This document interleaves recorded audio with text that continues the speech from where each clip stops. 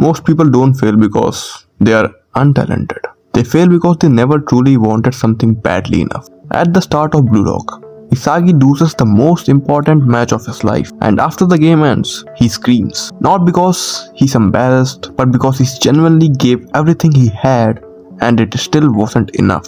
That moment feels different from most anime scenes because it's real. Most people have dreams, but very few people have something they are truly desperate for. There's a difference between I think it would be nice if this happened and I can't stand staying the same anymore. Isagi wasn't casually interested in soccer, his entire identity was tied to it. That's why Blue Lock immediately changes him, because desperation creates action. Most people say they want success, but their life stays comfortable. They say they want to improve, but they avoid situations that might hurt their ego. They say they have goals, but those goals disappear the second things become inconvenient. And honestly, that's because most goals are just wishes. A wish costs nothing. Real desire costs comfort, time, energy, investment, and failure. That's why most people stay half committed. Because if you never fully try, you never have to face the possibility that even your best might fail. So people protect themselves. They procrastinate, overthink,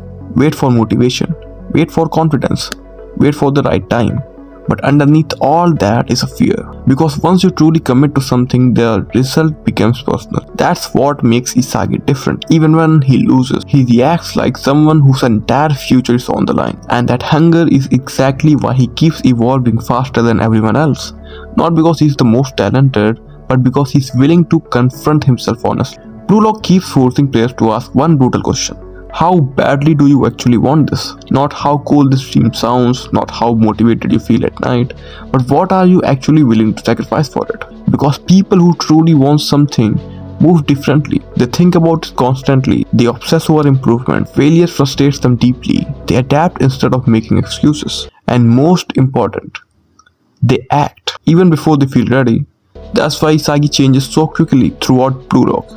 His hunger forces him to evolve. Meanwhile, most players stay stuck because they never reach that level of emotional commitment. They want the reward without becoming the type of person capable of earning it. And maybe that's the uncomfortable truth behind a lot of failed dreams. Not that people are incapable, but that they never truly wanted it enough to organize their life around it. So ask yourself this honestly.